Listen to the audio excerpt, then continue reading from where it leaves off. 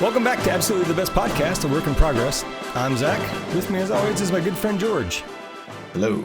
And this is a backup episode. If you're hearing this, it's because George and I are dead, and it's up to you to solve our murders. Just kidding. We are recording a backup episode just in case. It'll be released at some point. If we don't need it to fill in a week, then we'll eventually release it as a bonus or a Patreon episode or something. Or maybe it's lost to time. But if you're hearing this, it has not been lost to time. We will sort that out later. So for this special episode, we decided we'd do a little lightning round of all the MCU TV shows. We've been covering the movies, but it's kind of a lot to cover an entire TV show, certainly in one episode. Also, that would require watching, 10 hours of whatever show it is, at least, to recap it. If people are really interested in it and demand it, we may do a couple of the better ones in more detail in a later season or once we're caught up on the movies. We'll figure that out later too. So we're going to go through the list of MCU TV shows, more or less chronologically by release date of the first season. I'm going to personally try to avoid spoilers. I make no promises, but I think it's going to be basically spoiler free. We're not going to get into too much detail. This is going to be a couple minutes on each TV show if I plan this correctly. First up, we have Agents of S.H.I.E.L.D. from 2013, which was on ABC. That's one I watched it all. It's probably not for everyone. There's a lot of seasons of it. I think it's 7 or maybe 8 seasons. But I really like the character of Coulson, and Ming-Na Wen is on that show. She plays Melinda May, and she is great in general, but I really liked her character as well. There's a lot of interesting things that happen throughout. There's a lot of, surprisingly, an alarming number of arms get chopped off throughout the refresh my memory. When was this? Whoa, oh, you watched it? You have watched it? Okay. No, I watched the entire thing. I'm just blanking on arms being chopped off. Coulson loses an arm. Spoiler alert. Already broke my rule, right? That was my favorite part, I think, of the whole thing, where he catches whatever it is that was going to crystallize him or something, and then somebody chops his arm off to save him. That was pretty cool. And Yo-Yo loses her arms in like the second to last season. Oh, okay. There's a Ghost Rider for half of a season. I think the entire series is kind of done in half seasons, certainly in the later ones. And overall, I thought it wrapped up pretty well. It's a lot to get through, so I would say it's a mild recommend. Give it a season if you like the first season. I'd say go for it. What do you think, George? Yeah, it's actually one of my more favorite seasons or series. Really? Actually, out of all the MCU, out of all the Disney or I guess Marvel TV series, it went 10 seasons, right?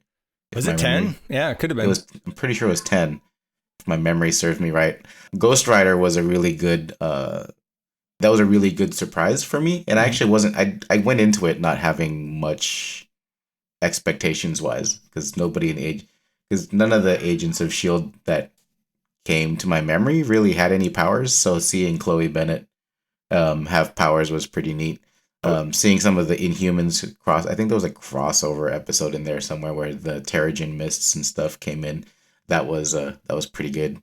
Overall, it is one of my more favorite series. Yeah. All right. If you're a fan of Coulson, definitely a must-see. Yeah. Agreed. So next up is Agent Carter, which I have to admit I didn't see. Probably something I should admit to right off the bat is if the main characters don't seem to have any powers, I'm probably less prone to watching it. I did like her as a character in all the Captain America movies, but it's also one of those, I don't really know what she does outside of, it just seems like it would be a typical like spy thriller type of series without any powers. Yeah, I was just about to say, I only watched one episode of it, but what I saw of it was kind of more like a spy thing. There's like bad guy tech, and I assume there's probably bad guy powers or whatever. But of course, she doesn't have any superpowers. I do like the character a lot. I did like what I saw of the show. I just haven't finished it. I probably should.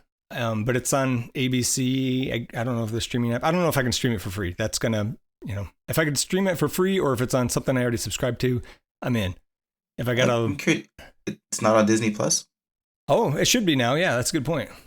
Maybe I'll try to give it. I'll try to catch it. It's only one season. It didn't go beyond that. So She did found S.H.I.E.L.D. So she's kind of an important person in the MCU. Yeah. I mean, at the very least, I'll watch it in the background while I'm doing spreadsheets or something. Perfect. Also from 2015, we have Daredevil, which was on Netflix. I definitely saw the first season and liked it. I don't remember if I saw the second season or not. And I think there's at least 3 seasons, and I didn't get beyond that. For the most part, I like the show. I really don't like Froggy or whatever his name is. Foggy Nelson. Yeah. It's not the character, it's the actor. I don't like that actor for some reason. Sorry if you're listening. I'm sure you're not. I think Charlie Cox as Daredevil / what's his name? Matt Murdock, yeah. He's great. I really like him a lot. Everybody else on the show is perfectly good. So, I recommend for the first season as far as I am concerned. I actually loved all the Daredevil seasons. It gets kind of slow in some parts, especially when he's not beating people up, but there's like a number of scenes there that are just super iconic, like this hallway fighting scene where he beats the crap out of a whole series of gangsters that are just coming at him. It's just full of lots of golden nuggets like that. Yeah. It's interesting what did you say about it? It kind of gets slow in parts or whatever. Yeah. I think that's a problem with all the Netflix MCU series is they're like, well, it's got to have 13 episodes. And so they stretch it out to 13 episodes. And I think some of them only do go to 10, but even then, sometimes that's too much. I would much rather have 6 or 7 really tight episodes than, it's got to be 13 hours of a show, right? Yeah, so, but I think like a lot of the slow parts are like the character building where they're like showing Matt Murdock, the lawyer, and arguing and stuff, and just the boring parts of being a lawyer in New York City type of thing while he's trying to do research on Kingpin and whatnot. Like those parts get kind of boring, especially since he's splitting time with Foggy and oh man, I'm blanking on what's her name. The third character. Yeah, I don't remember her name at all. I can picture Karen her face. Page, I think it is. Okay. Yeah. So they're basically splitting time between all 3 of them, and so it's just when it's not Daredevil, it can get kind of boring. But I did like Daredevil a lot. Okay. It's a big recommend for me too. Okay. Cool. Next up, Jessica Jones, PI. I also liked Jessica Jones. Fun fact, I don't know if you knew this. I don't know if we might have spoken about this a couple of times, but in the comic books, she actually marries Luke Cage and they have a kid together. Oh, nice. Yeah, I think you did tell me that before. Yeah. So I was actually hoping that down the line that they would carry both storylines together and come together. They do end up hooking up, and in general it was a pretty cool series. She has like I don't think she flies, but in the comic books she flies, but she has very like super strong, and the villain that she fights, David Tennant, is Kilgrave. Yeah. That was a very interesting, just a really good villain. I liked him. I only saw the first season. I think there's 2. Yeah. I only saw the first season, but I liked it a lot. I'm not really sure why I didn't go back and do the second season. I agree. David Tennant was a great villain. Yeah. Luke Cage is in it for a bit in that first season, right? Mm-hmm. He was good. Yep. Speaking of, Luke Cage is up next on the list, also from 2015, also on Netflix. Overall, I liked the first season of it, but this is one that I thought suffered from being stretched out into too many episodes. I don't recall if I saw the second season or not. I don't think I did, or I might have started it and quit on it. But I liked it, If you can, I would say it's worth watching, while you're doing something else, so you can get through the slow parts. Yeah, no, I like this one a lot too. Luke Cage is another pretty interesting character. Just seeing him come alive in a TV series is another interesting one.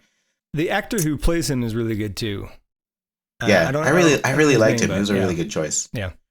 Marshall Ali though actually was the person this was the series that I actually saw him in. I think. Yeah, is he? I think this is the first time I'd seen his work and stuff. He's like an antagonist, right? Yeah. Yeah. He was really good in that too. Yep. Cool. Next up, Inhumans, which I gotta admit I've only seen a few episodes, and it was just never. just never really did it for me. It was set in Hawaii and everything, and there were parts that were supposed to be funny where like Black Bolt teleported into like the middle of downtown Oahu or downtown Honolulu and stuff, but I don't know. Some of it never, the vibe was just not there for me. Yeah, I never saw it. I probably won't. The Rotten Tomatoes scores are 11 for the critics and 43 for the audience. And that's not good enough for me to pick up and watch a TV show. Yeah. Plus your non-recommendation. It's doomed it forever. Yep.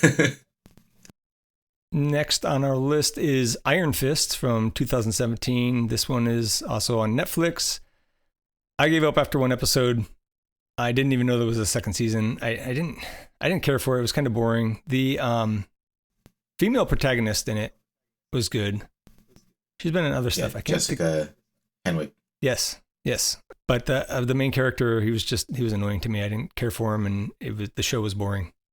Yeah, I really wanted to watch it. The only reason I really finished it was because Jessica Henwick was in it. If I'm being completely honest. The protagonist, the guy, I think it was the main actor just didn't give me anything. The Iron Fist is supposed to be a pretty good character too in Marvel Comics and everything, but once his fist glowed, it just like what? Like who's the guy who played Iceman in the first 2 X-Men movies? Maybe first 3, I don't remember. Do you know who I'm talking about? You know the actor? Yeah. So like the guy who is Iron Fist, he's like the dollar store version of the actor who plays Iceman. Could be. I didn't realize that guy is twins. Really? That guy is a twin. Maybe it's his twin brother. No, because both of them act better than this guy. Unfortunately. But yeah, Iron Fist is kind of Iron Fist. Iron Fist is kind of a pass for me as well. Let's see, the Defenders. 2017, I really wanted to like the Defenders because it was essentially the Avengers version of Jessica Jones, Luke Cage, and Daredevil and Iron Fist combined.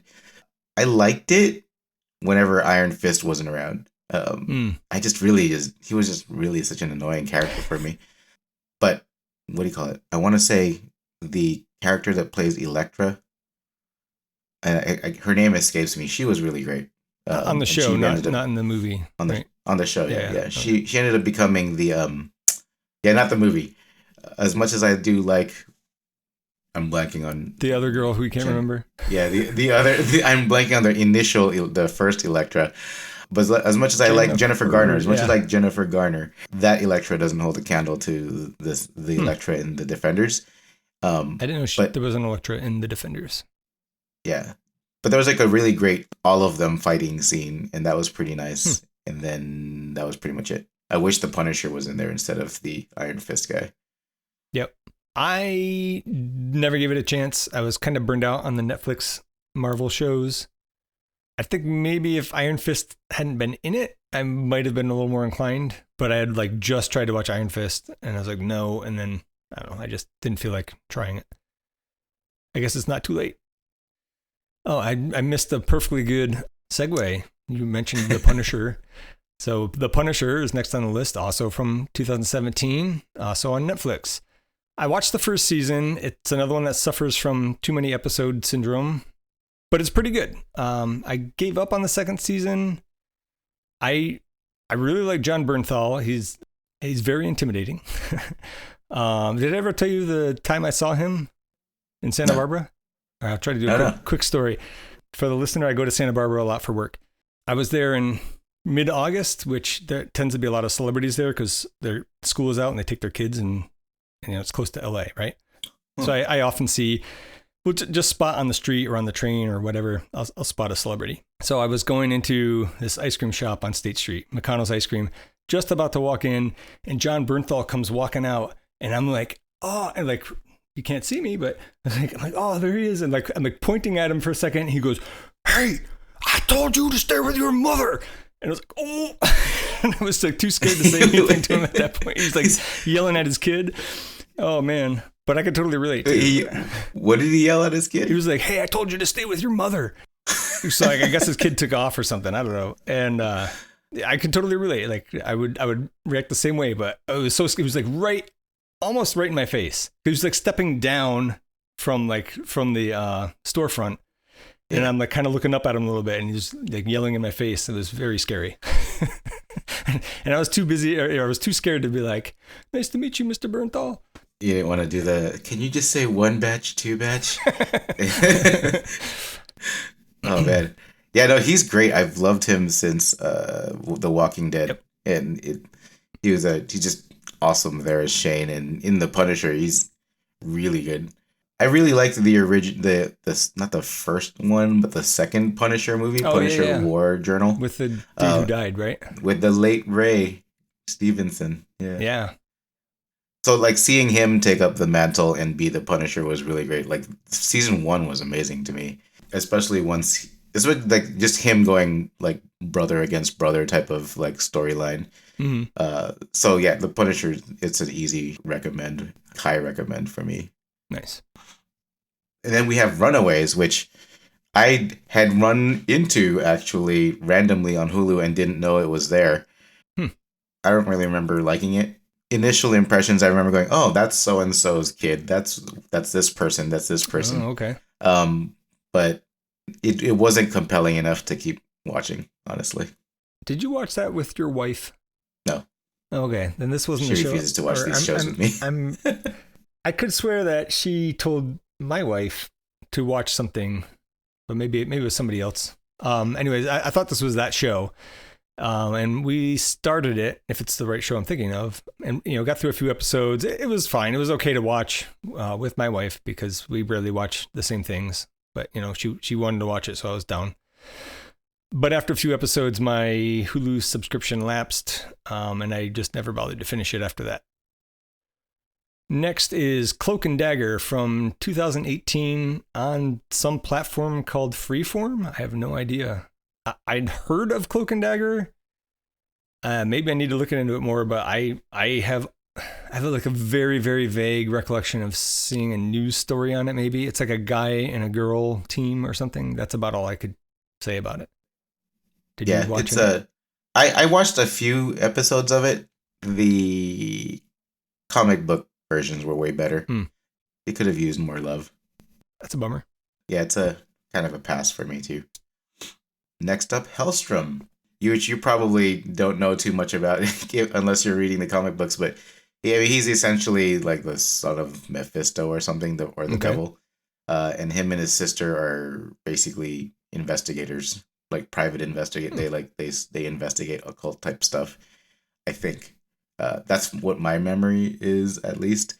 I remember liking it, but wishing he was using his powers more, but I don't know.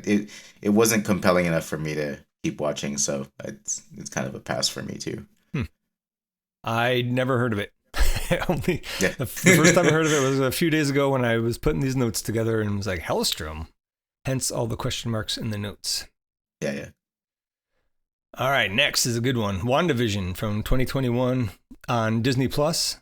This was a great show. It's probably my favorite of the TV series. It's really weird and really interesting. I really like the way that each episode is themed like a sitcom from a different decade. So I think they start in like the 60s and there's like a 70s kind of era, 80s, 90s. I don't know if it goes beyond that. Maybe it probably goes to like the 2000s or whatever. Each episode, and it's not that many episodes either. I think there's only like 6 or 7. Each one is uniquely different, but it all ties together. It all makes sense in the end. This is one I definitely don't want to spoil. It sets up some MCU movie stuff, some of which has been followed up on, and some of it hasn't been followed up on yet. I'm kind of hoping it comes through. I think you know what I'm talking about. This is a strong recommend for me. This one is definitely, unless you hate the Scarlet Witch and Vision, I would definitely recommend this one. Or just well-written TV. Yes, I hate it when TV is good. Right. No, this is a strong recommend too. It's got everything. I liked it a lot. I want to say more, but Right. I feel like I'd spoil more This is if one go I too would much be into willing it. to cover in more detail later. For sure. For sure. Yeah. Yeah. This one's definitely at the top, I think, of all of these TV series. Yep. Cool. Next up, Falcon and the Winter Soldier. I really wanted to like Falcon and the Winter Soldier a lot more, mostly because in Captain America there were always those scenes where Falcon was doing something, or like the Winter Soldier would do something, like lean his seat back. I think it was, or Oh, one yeah. of them leaned their seat back in the bug, and then the others like I hate you. Yeah. They just had that really. It had a pretty good dynamic, and it was you still see glimpses of that dynamic in this show, but it's just not enough to carry it. I do like that they introduced the Dark Cap, or the Oh, right. Wyatt Russell's character. Series. Yeah. Yeah, but we were trying to remember the name earlier too. Like, whoa, Jesus, I almost fell over. Wow, what is it? I'm blanking on what he's supposed to actually be. He's supposed to be the Captain America replacement, Right? And he carries a shield for a little bit, and then Falcon finally steps up and has it. But I don't know. I just can't. I don't know what it is. I think maybe I just really like Chris Evans, but I just haven't. Like Sam Wilson's more of a supporting cast member to me. And it's like two supporting cast members don't make up one really strong, compelling. I think that is character. I think that's definitely the main problem with the story. Yeah. I didn't mean to say main, like I was leaning on that pun that I didn't intend to make. I liked it though. I thought it was good enough to watch. This is one where I didn't really feel like there was too many episodes. It's not great, but it's entertaining. I like that Sam Wilson is trying to be the new Captain America, but without any super serum. Like that's a tough job, right? Like the risk is a lot higher. It's a lot harder work, right? But they show him training with the shield and stuff, and he eventually gets it. So I thought that was really cool. I kind of thought that the parts dealing with the racial issues were more interesting than the rest of the show, because he's got to deal with some things that I can't relate to, but it was interesting to see on scene. Yeah, I really like the Captain America before Captain America. Yeah. That guy. I wish I liked him in Alias. I can't remember his name, but he's like an awesome actor, and I love seeing him in things. So when I saw him as like the predecessor to Captain America, I was like, oh man, I wish that they would do more with him and his character. That was really cool. Yeah. Is he really didn't he come after like the 1942 Captain America, but before the thought out Captain America? Wasn't he kind of in between? Because it was like he was in the Vietnam War, I think, right? Oh, so he came after Captain America was lost? I think so, because otherwise he would have been. I mean, he would have been, let's say, a teenager here I go with my dates again. Would have been a teenager in, let's say, 1942, right? Which is when Captain America was quote unquote created. So then it's now 80 years later almost. Yeah, so he wasn't that old, right? So I think he was around for like the Korean War or the Vietnam War or something like that. I forget. But it was cool. I liked his character a lot too. So yeah. I think there's enough there. I would give it a light recommend personally. Next up is, I think we're going to differ on this one. Next is Loki from 2021 on Disney Plus. The first season, I really liked the first couple of episodes, and then it had a very drastic shift in tone, I thought, and it kind of got boring to me. I can't really place my finger on it exactly. I just wasn't into it. The overall story is fine, but each individual episode seemed to drag for me. I found season 2 to be less boring, but I still didn't think it was awesome. I did, however, greatly appreciate Ke Huy Quan, who's in the second season as, I don't remember the name. Like he's the guy who like invents the time loom or whatever, right? Yeah. Yeah. And I forget his exact what his exact character did, but yeah. But he was great. Yeah. So it's maybe not for me. Fair, totally fair. I think this is actually like maybe tie for like the second place of all of these shows for me. Mostly because I do actually like Loki's character. Mm-hmm. Me too. I really liked seeing all of the Loki variants together fighting the big bad monster in season 1. And then the I think this the setup for all of the He Who Remains and stuff in season 2, setting up everything for the, I guess, MCU and the whole Kang Dynasty stuff. That was pretty good.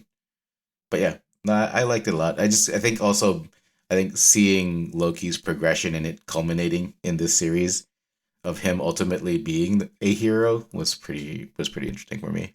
I think that is the saving grace for sure. Yeah. To take what is arguably a despicable character in the first few movies that he's in, and to be able to turn him into the hero and for you to actually root for him is something. I appreciated that. You didn't like the Groundhog Day thing over and over for like a millennia or however long you did it? That part I thought was cool. Like that was one of the things I did like, but I don't know. There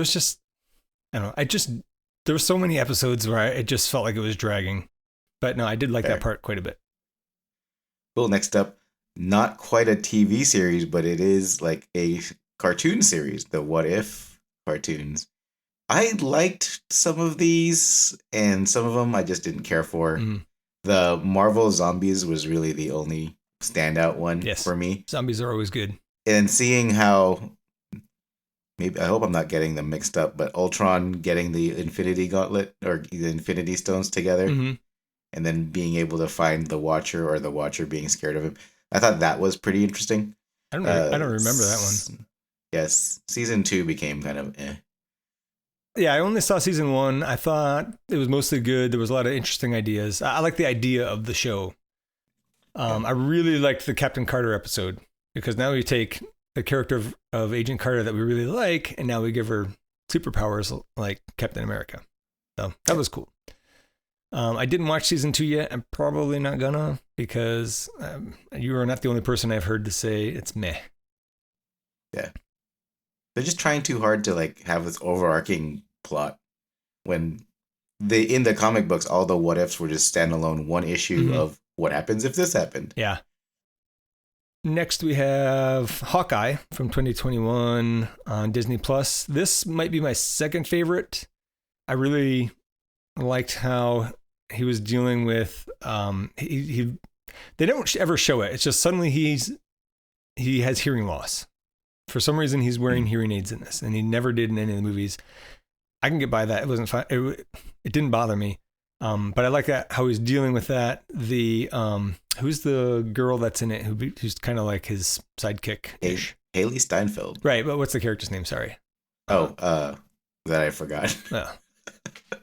You failed my quiz, but so have I. But she's really great, and you have first of all, you have Kingpin, right? Or is that a spoiler? Kingpin's in it. He's great. And one of his henchwomen is this character, Maya, who is a deaf amputee, and she kicks ass. And she actually is the character in Echo, which we'll talk about in a little bit. I also really liked Tony Dalton in this. He didn't have that much to do in it. I don't know if you ever saw Better Call Saul, but he's a scary dude in that show. And he was really good in this. Kate Bishop. That's who Haley Steinfeld was. I'll be able to sleep tonight. I also like the little cameo from the Black Widow's sister. Oh yeah. I love her. What is her name now? It's kind of an unusual one too. so I want to say something with an F. But Yelena. It's the character is. Yeah, sorry, I was trying to think of the actress. Florence Pugh. Yes. I kind of have a crush on Florence Pugh. She's great. Yeah, she's really good. She really killed it as the Black Widow's sister. Yes. As Yelena. Yep. Just the constant making fun of superhero poses and stuff. Yes. She was pretty good. Yeah. The Hawkeye was also probably my second fave.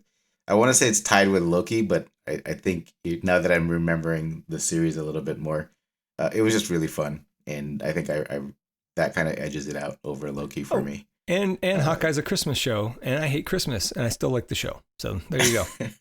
Nice, cool. Next up, Moon Knight. I really liked Moon Knight. I thought that was really interesting in terms of just like how they handled his multiple personalities and his personalities fighting over, like, I guess, himself, and how his suit always reflects which personality is in charge. And Oscar Isaac I don't know. I really liked him. He's a pretty great actor. I think it's just whatever script you give him, that's kind of what he's in. So yeah, I mean, he's more hit than miss for me, but sometimes he misses. yeah, I feel like in this show, one of his characters is a big miss, and not one of his characters, but one of his personalities is a big miss. And isn't it his main personality? That's the yeah, it's like it's super annoying. But I liked it overall. I liked the series. I thought it was it was worth watching. But if there's never a season 2, no skin off my back. Cool. Next up, Miss Marvel. I gotta admit, I really liked Miss Marvel. It was just fun. She's like this really super enthusiastic kid, and it's hard not to root for her once she has her powers and starts learning how to use it.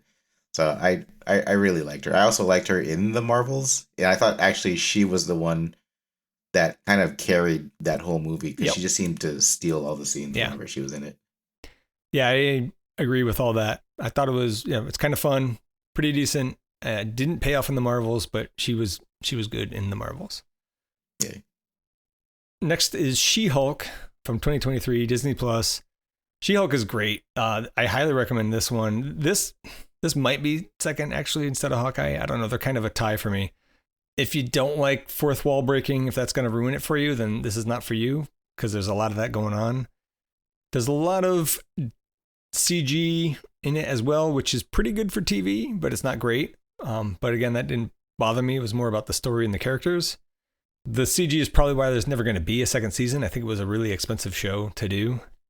There's some cameos like Wong is in a few episodes and he's great. I wish he had his own TV show. I also like that it's Benedict Wong playing Wong. Yep. And Daredevil shows up for a few episodes as well, and he's really great in it too. I love this show actually. Now I'm rethinking the whole order of all this in my head. I really loved this She-Hulk show. I just don't get why people hated it. From what I've seen online, people just seem to not. I think it was is it the last episode where she really breaks the fourth wall? If you know what I mean. Try not to spoil. Oh, you things. mean with the Kevin Feige thing? Yeah. So I think that was too much for people. I thought it was great. I mean, it's a TV show. For me, it's separate from the MCU movies, so I'm not too worried about like how is this going to affect things going on, or like, they're admitting that it's a show. That doesn't bother me because it was entertaining. It was done well. The characters were done well. The stories were done well. So all of that means I can accept a lot of things. Right. Yeah. I mean, same here. I mean, I think that it's annoying to me because like Daredevil breaks the fourth wall constantly, right? Like even shoot. Yeah. I mean, like Ryan Reynolds even shoots himself while he's reading the Green Lantern script. Deadpool. In Deadpool. Yeah. I think you said Daredevil. Sorry. Yeah. It's okay. I was like, he does? Yeah. My bad. Yeah. I'm really looking forward to Daredevil versus Wolverine, by the way. Yeah. Same here. We should talk about it. We should see Wolverine. it. Yes. Yeah. I think we're going to have to do like a emergency quick episode on it when it's out. And then save the full thing for later when we get to it. But that'll be a good excuse for me to tell the wifey I need to go see it because we need to do a podcast right after we see it. But yeah, I like She-Hulk. I think it pissed me off more than anything that people hated it as much as they did, or were finding they seem to be nitpicking every reason to hate it. So that kind of tinged it for me. But the show itself, I liked a lot. Yeah. I thought it was pretty funny. And then we get to Secret Invasion, which I really wanted to like, but it just kind of fell flat to me. Especially seeing some of the CGI that just wasn't so great. Like Drax's arm on a female's body. That was really crappy CGI. I don't even remember that. Yeah. It was just like... I think I stopped paying attention to it. I just started like, I'm just going to work while this is on and I got to get through it. Like it should have been good. It had everything going for it. And I don't get why it couldn't make it home. I think that they didn't have a good idea for the story. And they're like, we got to put something out. I also remember that the credits had like AI generated art in it, supposedly. I remember that being a news story. Yeah. And I'm kind of like, did they use AI to fill in the script too? Because it's not that good. Very possible. I mean, things happened, but I didn't care. It was a slog. I didn't pay attention to it. I don't know if this is the most not recommended, but it was definitely the most disappointing of everything that I actually watched. Yeah, same here. I think you're probably right. All right. And next, and I believe last for now, we have Echo, which is the Maya character from Hawkeye, which I mentioned earlier. It's also a Disney Plus show. It's also, was it this year? It's this year, right? 2024?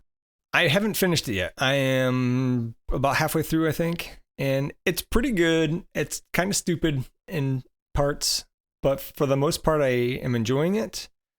It's taken me a long time to get through it because the main character is deaf and a lot of characters are just signing to one another. And so you need to read the subtitles, which I have no problem with, but it means that's the only thing I can be doing is watching it. So I can't do it while I'm trying to crunch numbers in a spreadsheet, for example. So I want to pay attention to this one. I just don't have time to do it. Most of my free time is taken up by doing this podcast. So outside of taking care of my kids, I should say. But so far I like it. So I don't know if I can say I recommend or not. I wouldn't say that I don't recommend at this point. I want to like Echo, but I don't know. I think this is where knowing the character in the comic book kind of ruins the character in this show, because the character in the comic book has really, really awesome powers of being able to, I think, the ability to mimic like any martial art or any move that she sees, which makes her one of the premier like assassins, or probably one of the top assassins in the MCU. But in the TV series, in this TV series in Disney Plus, she's kind of like just a deaf daredevil. Yeah. To me. Yeah. And so it's not as compelling of a watch to me. Okay. Which is kind of sad because I did want to like it. There were some really interesting scenes, like when Kingpin put on, I think it was glasses or something. I haven't seen it all yet. Oh, right. Never mind. It's okay. Never mind. I was like, he just showed up again. Scenes. He just showed up again, so I don't know that yet. Yeah, there are some interesting scenes though. Okay. But yeah, I mean, I think I want to like it, but I'm still kind of if I missed it, I would have been fine. Okay. Well, I'll keep my expectations low. Yeah. Oh, before we switch over to must-watch picks, I just remembered I did see that there were like two that I have seen that aren't on this list that should probably be on your radar. Okay. Well, one of them is Legion. I don't know if have you heard of this show? It sounds familiar. Yeah. So Legion is a mutant. He's actually Professor Xavier's son. Okay. And so this series is about this mutant. His power is that he has multiple like a ton of personalities in his head, and every personality that takes over has a different power. And so it's all it's a very interesting. Yeah, it's a very interesting show, and I think he's in like an insane asylum half the time, or in an asylum half the time, because he's wrestling with all of these different personalities. And then there's another one called Gifted, which I think was just meh. And I think I got Gifted mixed up with Runaway, and that's why I was looking through IMDb trying to see if Runaway was the same one. But I liked Runaway better than Gifted, I think. But Gifted is about basically young X-Men like characters, and this is one where Polaris was in it, and I was like, oh, she's supposed to be Polaris, and because she has green hair, and so she's Magneto's daughter. Oh, okay. I think I don't remember. Yeah, I'll have to look into those. But yeah, those are two extra ones that didn't make the list, but I just noticed. Okay. Well, let's move on to our number one must-watch picks. Like, what would you absolutely recommend out of these? You can name a couple if you want. Yeah, for sure WandaVision, for sure Hawkeye, for sure I do like Loki and all of the Netflix MCU series, so Daredevil, Jessica Jones, Punisher, and so most of this list. No, and Luke Cage. I wouldn't. I'm still not a big fan of the Iron Fist, but yeah, that right there I think would cover my must-watch of all of them. Okay, you like a lot more of it. A lot harder than I do. I would say you really need to watch WandaVision, and then Hawkeye and She-Hulk, I think are really, really worth your time. And none of those are particularly long. I think they're all 6 or 7, maybe 8 episodes. So it's not even that much of your time. So those are my picks. Yeah, when you put them on a list like this, it is kind of intimidating and kind of overwhelming how much content the MCU's put out, or Marvel itself has put out. Yeah. And that's why I don't want to cover all these shows and each of their own special episodes. All right, so that's it for this special episode of Absolutely the Best Podcast, a work in progress. If you want to contact us, you can email us at absolutelythebestpodcast@gmail.com. Check out the show notes for our socials. Help us spread the word. Tell your friends, tell your neighbors, and tell a stranger. Thank you for listening, and have a great day. Absolutely the Best Podcast is a production of Audio Johnny, a subsidiary of Corporation Johnny. Corporation Johnny. If it exists, we own it.